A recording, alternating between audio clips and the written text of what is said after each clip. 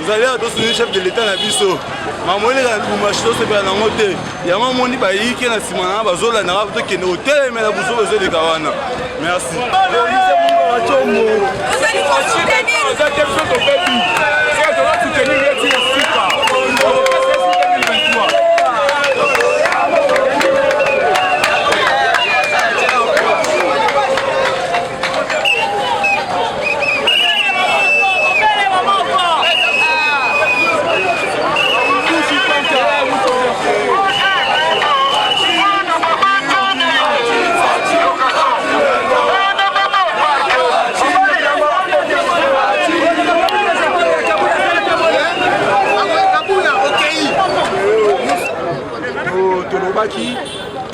Tu enregistres qui va problème au niveau katanga.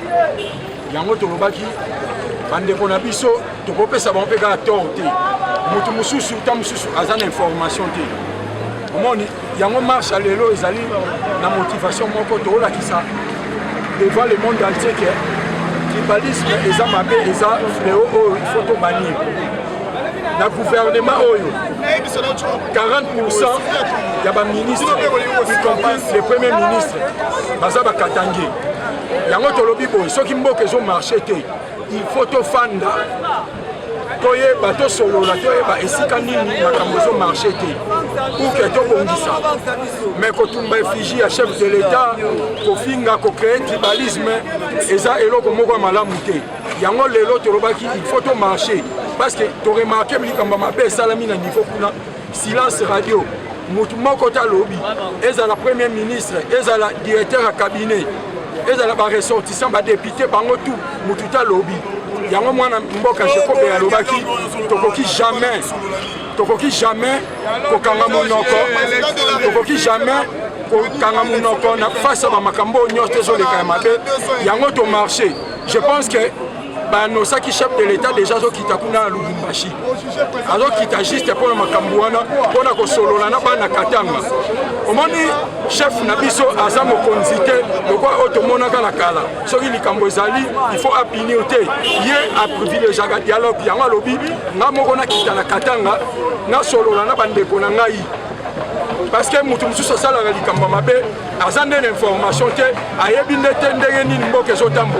Yango chef annoncé kuna biso pe na Kinshasa tolobi te tokotika pe boyete chef raza kuna biso pe a na Kinshasa toningisa Kinshasa yango bomoni mondo mobimba bantouré biso ba accompagner biso on a kotalisa ke tribalisme ezali loko mabe en tout cas ba journaliste na pesi bino merci.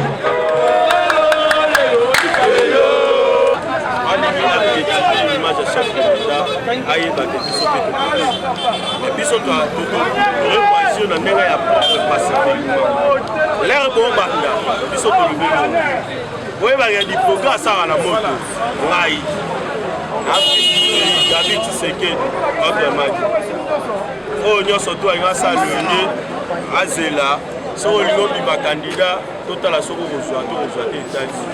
Mais tout le trouble est à la tête de Mboka, Mboka est à la Kimia, la chef de l'État, avec Madame la ministre des Mines, je compare à l'objet est clair, les balismes,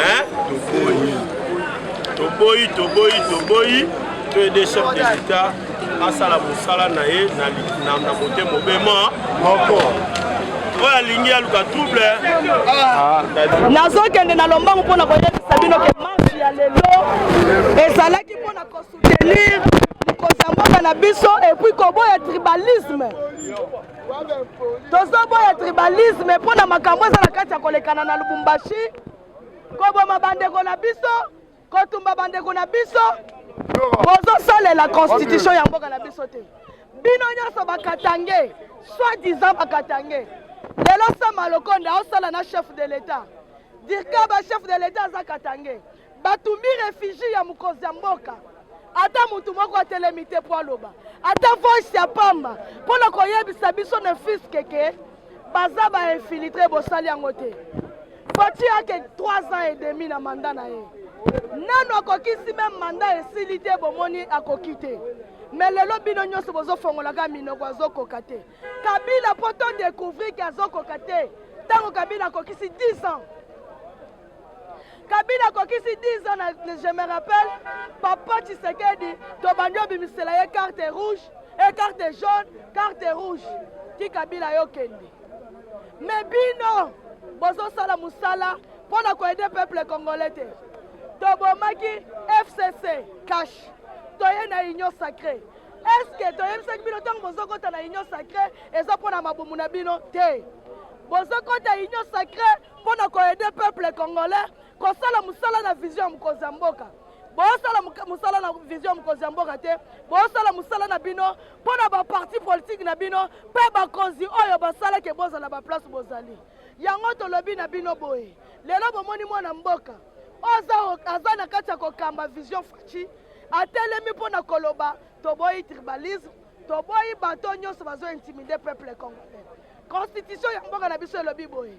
Congolais nyonso na kati ya Congo awa place nyonso ako se retrouver akotonga akolona akomela mai sekomi katanga ekomi ya bino bokabola yango ekoma bino na bosala République de Katanga ekosepelisa biso te nazoyebisa yo mwasi ya Katumbi oyo yaki ofingi baluba baliaka mwa yebake baluba baza bato ya mayele ozoyoka baluba baza bato ya mayele baza bato oyo baza bandeko ya Jésus bavandaka na bino nyonso tozalaka ensemble na bino nyonso yango bolinaka biso me biso lelo toolakisa bino ke toboyi tribalisme na awa bakongo bazali bato ya bandundu bazawa bikolo nyonso ezawa bamama nyonso bazawa bato ya bandundu bazawa yango omoni lelo toyeboye mobondo mpona kolakisa bino tozalaka maboko pembe bolatisa Fachi Kazaka makila te. Ok? Nazokebisa bana changu quartier 3. Tozoyebisa bino bolingi bosala République na quartier 3. Kabila zonga, Fayulu zonga, Katumbi yaka kaka bino bandeko kwa quartier 3. Babandoli kabino na quartier 3 baokendo tonga kinga kati. Ata terrasse apamba bozana ngote. Terrasse bozana ngote.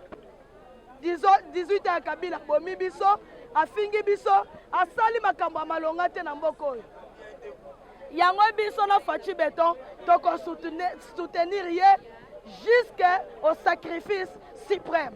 Merci beaucoup. L'assassin fort, Bino va ministre, ok bon, on est là pour appeler. Biso va dire que c'est Bino pour la Bino va ministre.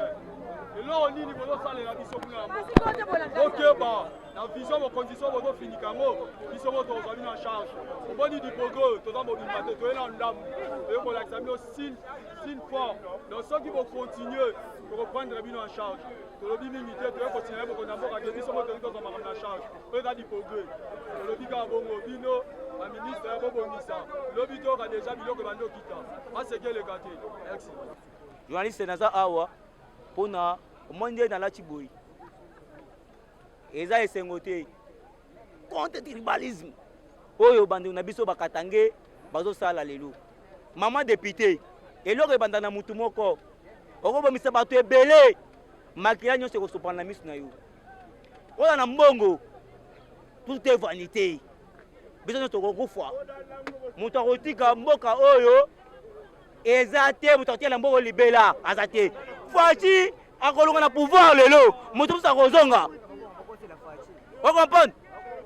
Nous sommes Fachi makam. Oh Fachi abomi mboka. Oh Fachi yeboy. Nini Kabila tikaki. Oh Fachi roboma. Vous comprenez? Na tuta biso ba Congolais, na ba Congolaise. Vous comprenez? Lelo bas na biso. Lelo ngana ko na lungi Kinshasa na keba la Katanga. Moi na nga ko za Rwandais te. Moi na nga ko za Congolais. Aza Congolaise. Vous comprenez? Eza makambo oyo toyeli awa lelo pour ko soutenir chef de l'état pour ko contre tribalisme o bato baza kuya bakomi ebele ba étranger bakomi ebele lelo économie ekomi na maboko ya ba libanais ba chinois ba indien siko yo lo bako Fachi abomi mboka nini ekal ekoma société mususu bazi kombo ya ekal bazi kombo mususu so za mayele te yo ko ya na bulu yekisi bato ali bambongo ba ministre ali bambongo On comprend? Makambo ezo yango yo to bunda lelo. Yango mona Congolais lelo. Kabila sala biso bilanga te, atika biso bakuluna makambo ebele awa ba biso ba biso machette na mboko. Yo so régime kala etikaka. Biso to yepo na kobongisa mboka. Ndiko to majorité te na kosenga ko peuple congolais boza calme. 2023 tozo ke na élection. Opposition alinga te bo préparer élection. Po to sala oh boye te. To ke na élection po to so majorité po facha sala musala malamu.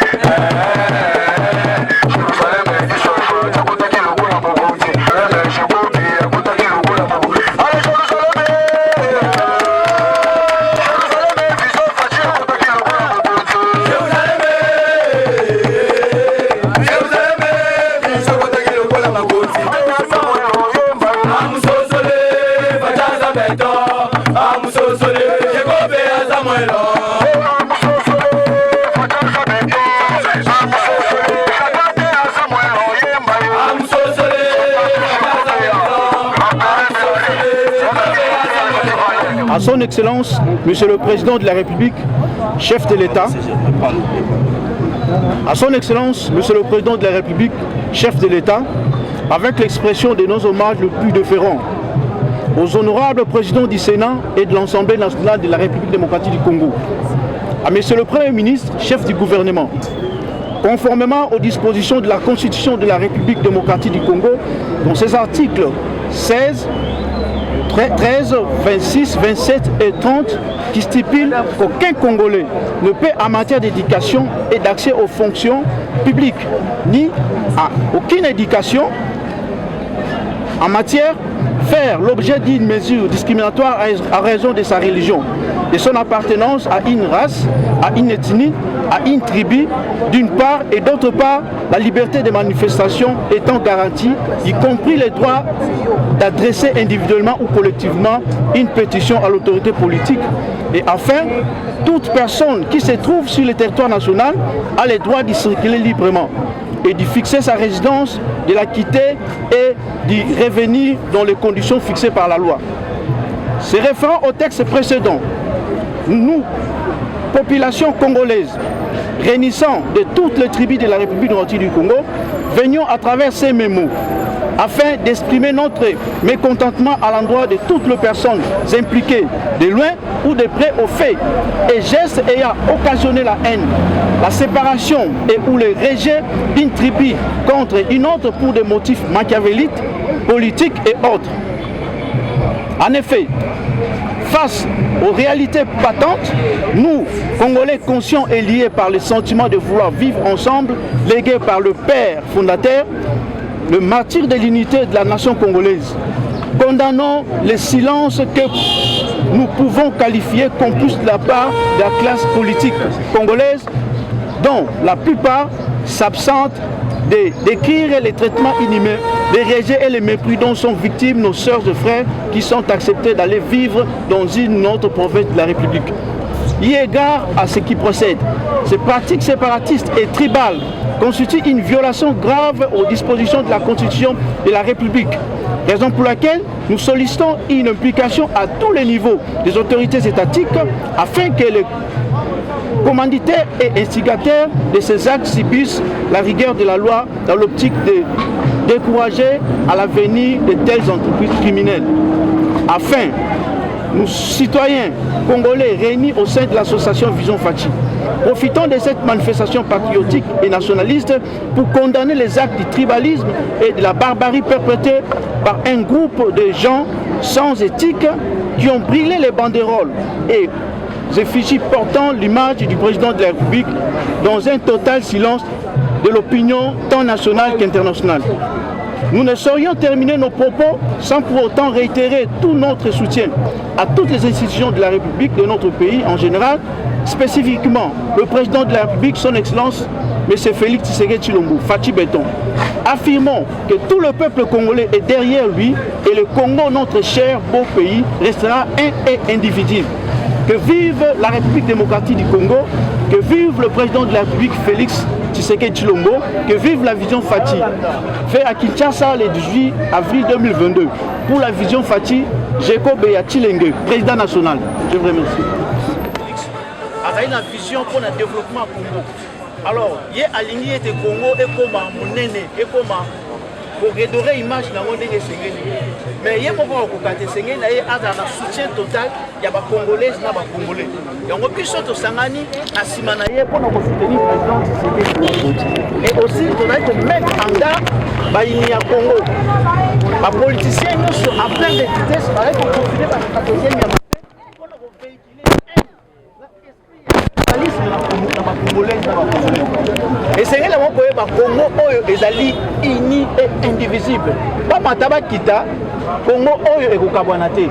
Tribalisme reçoit place té. Esprit à séparation, il y a un égoïsme dans Congo.